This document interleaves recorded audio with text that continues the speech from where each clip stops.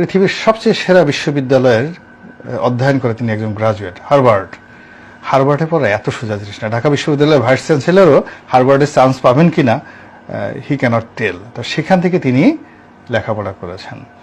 তার IQ level হলো above 9 উপরে তার IQ level. He is not a normal man. তার জ্ঞান বোঝার জন্য আপনাকে ওই পর্যায়ের জ্ঞানী হতে হবে।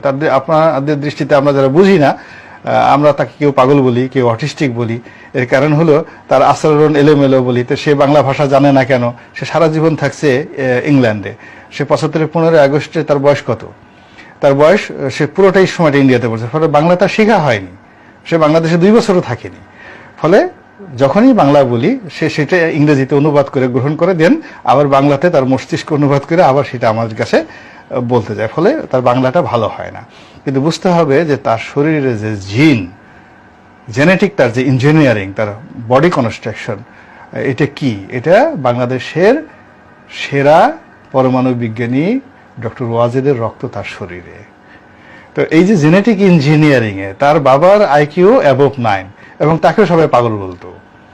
আপনি যত জ্ঞানী লোক দেখেন, এই যে সলিমুল্লাহ খান দেখেন, কাছে গিয়ে দেখেন আপনার কাছে মনে হবে পাগল। হুমায়ুন আজাদ মনে হবে পাগল। আপনি ডক্টর আহমেদ শরীফ ছিলেন, বাংলাদেশের যত বিখ্যাত লোক দেখেন যাদের ব্রেইনের লেভেল অ্যাবভ 9, তাদেরকে আপনার কাছে পাগল মনে হবে।